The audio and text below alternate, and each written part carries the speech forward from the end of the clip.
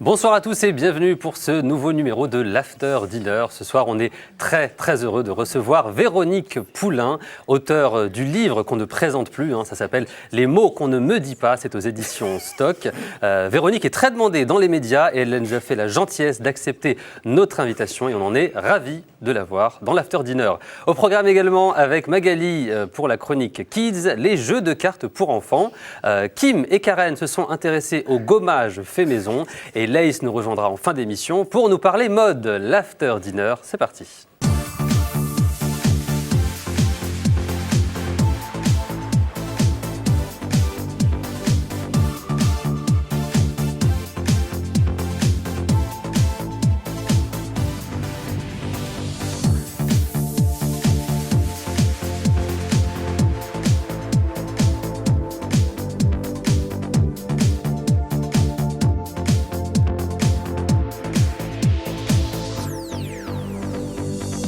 Et merci d'être avec nous ce soir pour l'After Dinner. Et After Dinner très spécial puisqu'on est très heureux de recevoir Véronique Poulain. Bonsoir Véronique. Bonsoir. Merci d'être avec nous. Mais merci à vous de m'avoir invité. Et je l'ai dit dans le sommaire, vous êtes très demandé dans les médias et on est vraiment très heureux que vous ayez... Ça s'est calmé là. Ça s'est calmé un peu ? Oui. Donc vous avez gardé le meilleur là, pour la fin. Je suis chez moi tout le temps. Ah c'est ça. Eh bien ici c'est chez vous. Bienvenue à vous. On va parler de l'excellent livre Les mots qu'on ne me dit pas. C'est aux éditions Stock. Ça fait un carton. Il y a pas mal d'extraits qui sont très touchants sur votre rapport à vos parents qui sont sourds et muets. Et je vais vous présenter l'équipe du jour. Bien sûr. Est-ce que vous êtes prête ? Comment on dit bonjour d'ailleurs en langage des signes ? Bonjour à vous, comme ça. On a... Bonsoir Magali. Bonsoir Magali. Vous allez nous parler de quoi Magali ? Eh bien, je vais vous parler de petits jeux que l'on peut trimballer très facilement un petit peu partout quand on ne sait pas trop quoi faire, vite fait avec ses enfants pour pas qu'ils s'ennuient, pour pas qu'ils crient. Voilà. Et les grands enfants, comme moi, ça passe. Moi, je jouerai toute ma vie. D'accord, ce sera dans un instant. Les jumelles, bonsoir. Kim, Karen, vous allez nous parler de gommage, je crois. Un gommage, effectivement, pour le corps. Pour le corps, au café et à l'huile de coco. Café, huile de coco. Donc c'est pas pour manger. Pas du tout. Ah d'accord, ok. C'est pas du chocolat. Je regarde seulement. Non. D'accord. Ce sera dans un instant. Laïs nous rejoindra pour la mode. On va commencer l'émission avec l'interview hashtag. Est-ce que vous êtes branché réseaux sociaux, Alors Véronique ? pas du tout. Pas du tout. Facebook, c'est le maximum. Mais j'ai connecté mes trucs à Twitter, comme ça je m'en occupe pas parce que je ne sais pas faire. Ah d'accord. Et je vois pas l'intérêt en plus. D'accord. Je comprends pas. Eh ben c'est pas grave, on va quand même faire l'interview Je suis hashtag. trop vieille. Mais non, Véronique. Ah non, je vous jure, c'est un truc de génération. Moi, je ne comprends pas Twitter. Je ne comprends pas. D'accord. Après l'émission, on vous fera une petite formation si vous voulez. On va entre nous comme ça, juste après le gommage. Alors en tout cas, je vais vous poser quelques questions, vous me dites ce que vous en pensez. Le retour de Marc-Olivier Fogel sur France 3, est-ce que vous likez Tant ou pas ? mieux pour lui. Tant mieux pour lui, donc vous likez pas. Le livre de Valérie Trierweiler sera bientôt adapté au cinéma. Ah, mon est-ce que Dieu. vous partagez ou pas ? J'ai envie de dire tant mieux pour elle, Ouais. c'est parce que c'est vraiment une histoire, j'ai l'impression, d'une femme blessée qui a eu besoin de... C'est un Un mini règlement de compte, ok, mais d'accord. elle a été blessée aussi. Enfin, je suis pas... Moi, je trouve ça... Enfin, non, je like pas l'adaptation au cinéma, non. D'accord. On s'en fout, en On s'en plus, fout, mais franchement. oui. Oh là là. Et Jean-Marie Bigard, est-ce que vous l'ajouteriez en ami ? Non, mais c'est pas un piège. Oh, vous avez d'autres questions ? Non, alors si, alors Jean-Marie celle Bigard, d'après, vous n'allez pas aimer. C'est des questions autour de l'actualité. Alors celle d'après, je vous la fais quand même. Le dernier livre de Michel Houellebecq, est-ce que vous retweetez ? Je l'ai acheté, je vais le lire, bien sûr. Ouais. Moi, j'ai lu tous les Houellebecq, j'aime beaucoup Houellebecq. Celui-là, je sais pas. Je l'ai chez moi. D'accord, donc vous nous direz sur Twitter si vous avez aimé. Non, je fais pas ça. Vraiment. D'accord, ok. Autre question entre Je le ne mets grand... que des photos de moi sur Twitter. C'est ça. Entre le Grand Journal et On n'est pas couché, quelle est l'émission que vous mettez en favori ? Grand Journal, On n'est pas couché. Je regarde plus On n'est pas couché. D'accord. Je le regarde plus, le Grand Journal. Pourquoi ? Je sais pas, il y a quelque chose qui a changé, qui m'attire pas comme avant. Et puis c'est une heure à laquelle je suis jamais devant la télé en fait. On n'est pas couché. Je sais en rentrant le samedi soir que je l'allume volontiers. Et vous avez été invité d'ailleurs Oui. à la rentrée pour la Ouais. première émission pour Oui. parler du livre. Oui. Et on va du coup parler du livre dans Quelle un instant. chance. Bah Parce oui, que c'est très fédérateur, Ruquier. Hein. C'est un On n'est truc pas de couché, dingue, oui. hein. Pour les auteurs, c'est... Dans la semaine, vous en vendez 3000. Dans la nuit, Amazon, c'est rupture de stock. Non, c'est vraiment un truc incroyable. Hein. Et maintenant, c'est l'after dinner ce soir. Ah, Et après l'after dinner, Véronique, vous allez voir, J'arrive à 100 000 exemplaires. ça va after C'est dinneriser, mais sévère. Ouais. En attendant, on va passer à la chronique Kids. Ça vous dit ? Faisons ça. Allez, c'est parti. Allons-y.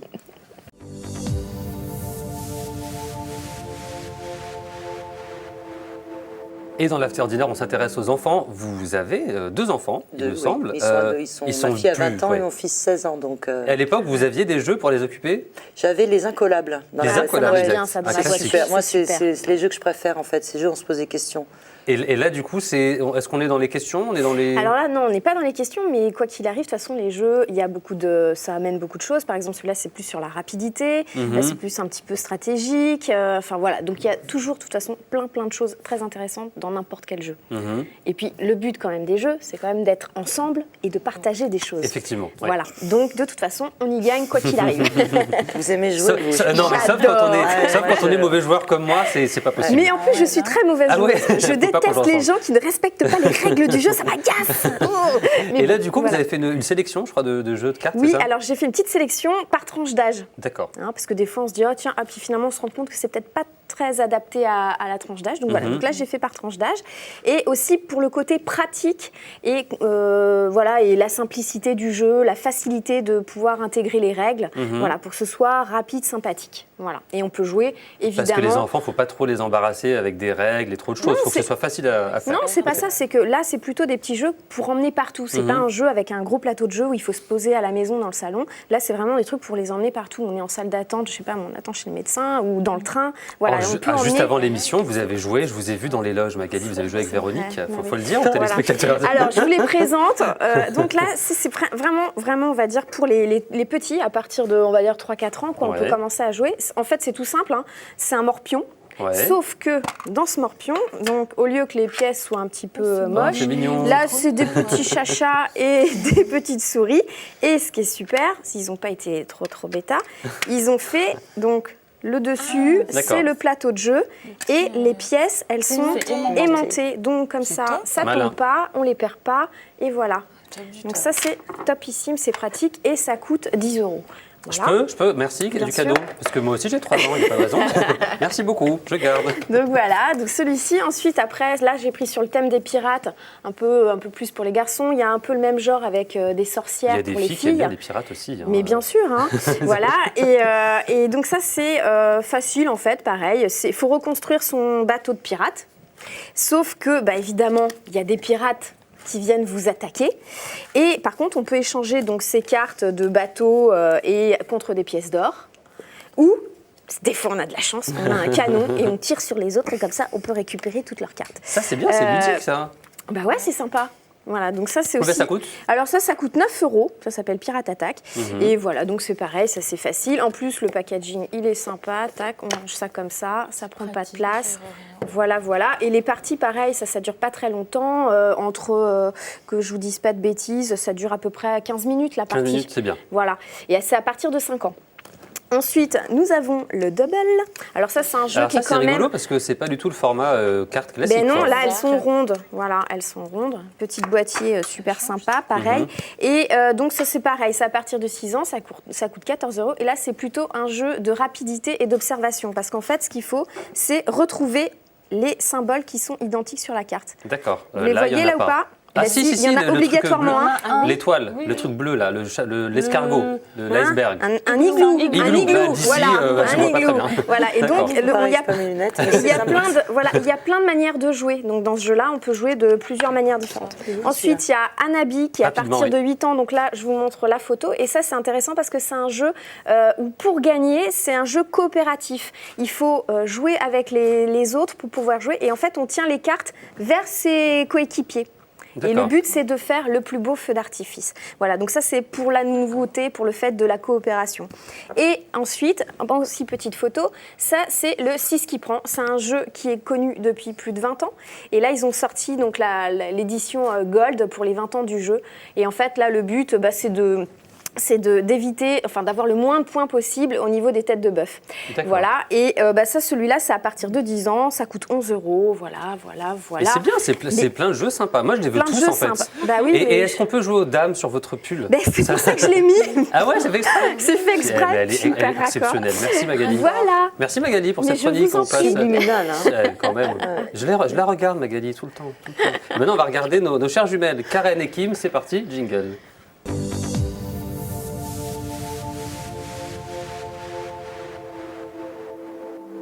Et dans un instant, dans l'after dinner, on va parler de l'excellent, les mots qu'on ne me dit pas. Je ne vais pas vous demander de l'acheter parce que vous l'avez déjà acheté. Donc voilà, mais on va quand même en parler.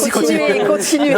Continuez à acheter. Offrez-le maintenant que vous l'avez, c'est il faut ça. l'offrir. Excellent livre, on en parle dans un instant. Mais avant, est-ce que vous êtes adepte des choses qu'on fait à la maison, qu'on fait soi-même? Oh là là, j'ai deux mains gauches, c'est une catastrophe.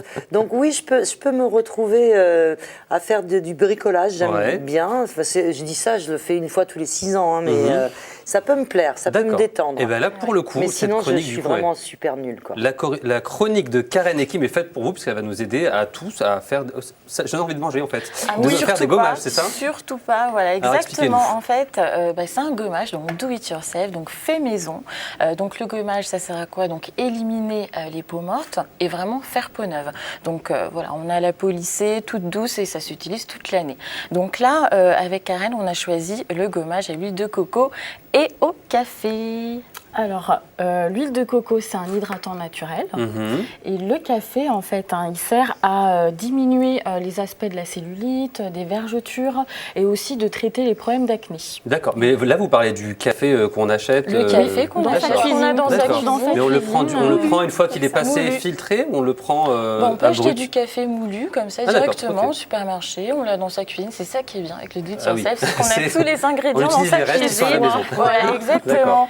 Et du coup, pareil, dans ce gommage, on rajoute du bicarbonate de soude, donc ça va permettre de détoxifier le corps. Et bien évidemment, pour avoir cet aspect gommant, le sucre brun va permettre de gommer les peaux mortes avec les petites graines. Donc ça, c'est bien.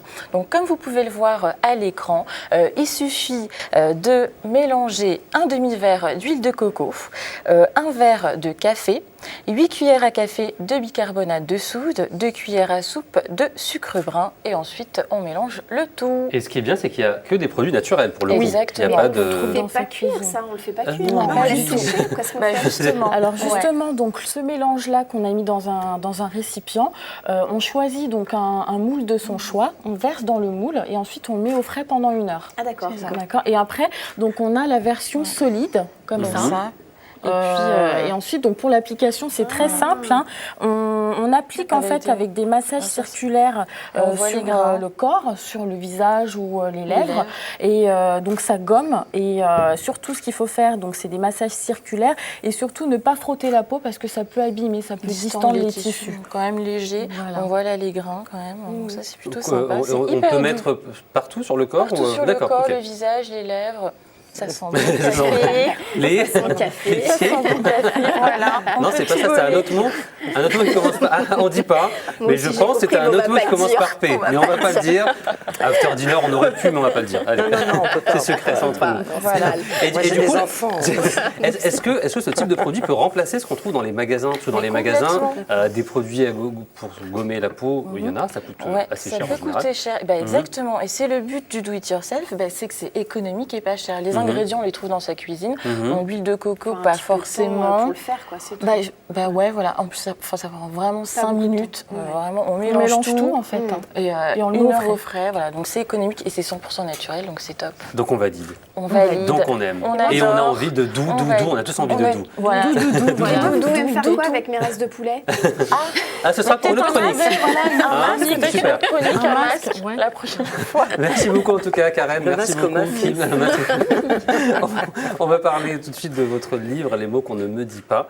Véronique, c'est un livre où on suit votre parcours de petite fille adolescente, jeune adulte ensuite, avec votre rapport avec vos parents qui sont pour le coup sourds et muets.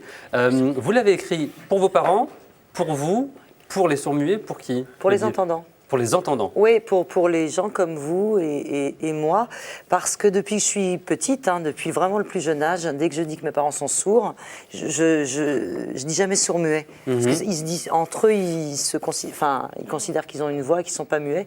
Donc on dit sourd. Mais voilà, dans mon livre, il y a écrit sourd-muet aussi, parce que les gens, quand je leur dis que mes parents sont sourds, eh ben, ça ne rate pas. Sourds ou ils entendent un petit peu quand même? Non, ils sont sourds. Mais non, mais sourds, etc., etc. Puis à un moment, je dis sourd-muet. Ah, la langue des signes, voilà.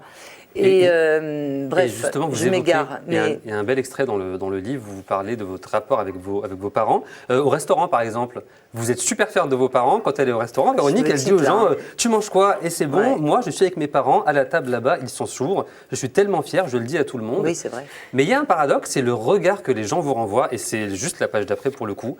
Vous dites je me souviens de mon chagrin, je me souviens de ma colère, je me souviens de ma violence. J'ai envie de tuer. Je veux tellement les protéger. J'oscille entre fierté, honte et colère à longueur de temps. C'est vrai. Et c'est tout. Enfin, maintenant, ça s'est bien calmé. Il m'a fallu 15 ans de psychanalyse, mais. Non. Non. Non, oui. Si, la psychanalyse. Non, mais c'est une vanne. Non, parce qu'on a l'impression que vous l'avez bien vécu. Je l'ai bien vécu. Oui, je l'ai bien vécu. Je l'ai même. Alors, c'est exactement ça. C'est-à-dire que j'ai été fière de ma différence, parce que j'ai eu conscience très, très petite que j'étais une enfant différente des autres, donc qui bénéficiait de quelque chose en plus. Moi, j'ai toujours vu ça comme un plus. Puis après, plus grande, vers 5-6 ans, quand vous êtes dans la rue et qu'à l'époque, parce qu'on est en 70-72, c'est pas du tout comme aujourd'hui où les sourds, on les regarde même plus, quoi. Tout le monde les regarde dans la rue. Et puis, il y a même des gens qui se marrent, genre, comme ça. Et là, je suis en colère, parce que je ne comprends pas pourquoi les gens sont si cons, en fait. Et vraiment, ça me blesse. Ce qui renvoie en plus, par rapport à... C'est un handicap, certes, mais c'est quelque chose qui est courant et il y a plein de gens qui sont sourds et muets. Du coup, ce que ça renvoie, c'est ça qui vous blessait, j'imagine. Oui, non, mais je ne comprenais pas. Pour moi, c'était mes parents. Ils étaient sourds, ok, mais c'était des parents normaux et je ne comprenais pas qu'on les regarde, qu'on se retourne, qu'on en fasse tout un foin, quoi. Et il y a un autre passage où vous parlez de la manière dont on appelle ses parents. Parce que les parents sourds-muets, forcément, il faut bien trouver un moyen de les appeler. Et vous, c'est vraiment traité avec humour et on sent vraiment que vous les aimez. J'ai exagéré. Hein. Mais moi, je trouve ça drôle. Je veux dire, j'ai jamais jeté un objet sur eux. Mais justement, je vais dire.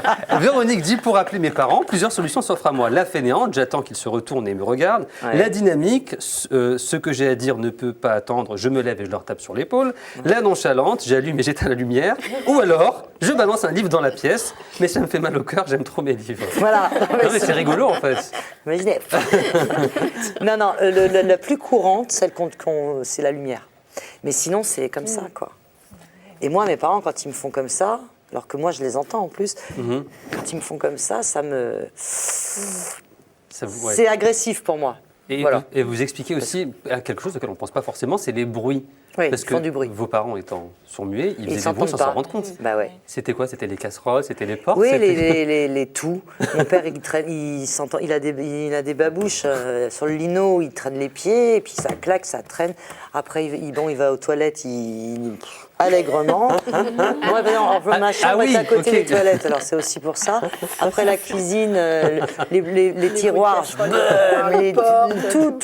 tout. Et à ce moment-là, j'ai 12 ans. Je suis en pré-ado et là, ça me semble, c'est pas possible. Mais du coup, vous leur dites que ça vous énerve, vous faites comment? La porte, ça sert non, mais je ne sais pas que je leur dis. Vous vengez? Hystérique, c'est-à-dire que je me lève comme ça. Ouais.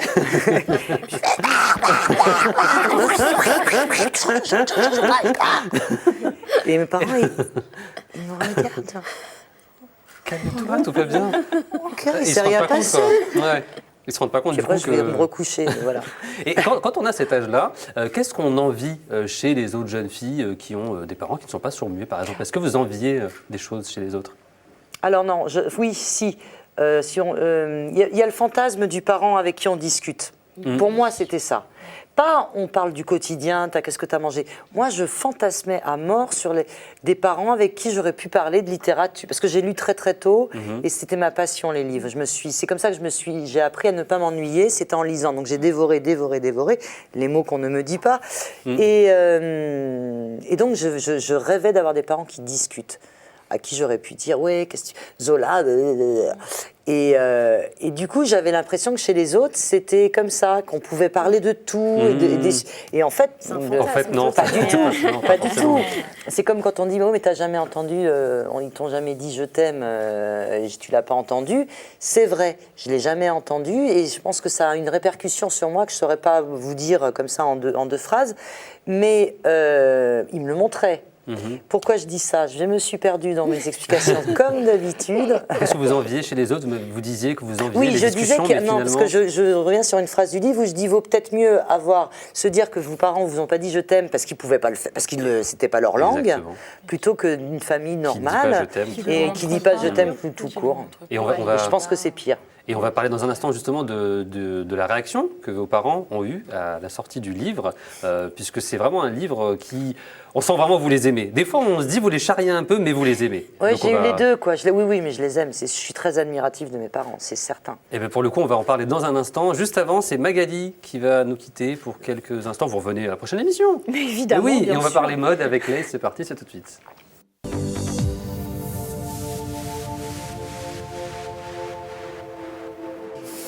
Et dans l'after dinner, ce soir, on parle mode aussi avec Lace. Bonsoir Lace. Bonsoir. Vous êtes belle. Bonsoir. Vous avez pris le temps de vous préparer pour venir. Mais c'est pour vous, C'est ça Rachid. qu'elle arrive après, hein, le temps de se préparer. C'est quoi, c'est les tendances mode? Eh bien oui, qui dit nouvelle année dit nouvelle tendance et donc des nouvelles collections toujours plus créatives et avec des pièces qui feront fureur. Alors, une petite question. Elle cache ses notes, hein, Oui. vraiment, c'est Ah, hyper mais important. regardez, Allez-y. Je ne Vous vois savez- rien sans mes lunettes. Vous savez quelle est la couleur de cette année 2015? Alors, L'année dernière, Véronique, c'était un Radiant Orchid, donc un beau violet. violet. cette Véronique, année, c'est c'est quoi quoi la couleur de cette année? Alors Véronique là, j'espère juste c'est pas ni fuchsia, ni Non. turquoise, ni Non, jaune, c'est pas ça. justement. Moi, je pense que ça va Non. être du orange. Moi, je dis Non. blanc. Alors, c'est Marsala. Ah. Donc c'est entre le bordeaux et le pas brun mal. terre. Pas Voilà. mal, ça me va. Et donc, c'est Ah, on la aime nouvelle bien, teinte ouais. qui va s'inviter dans le vestiaire. On peut également l'utiliser dans la décoration, dans la beauté. Voilà. Alors, la pièce phare de cette année, c'est la fourrure. Mais attention, la Ah fausse non. fourrure. La Ah fausse oui, fourrure. ok.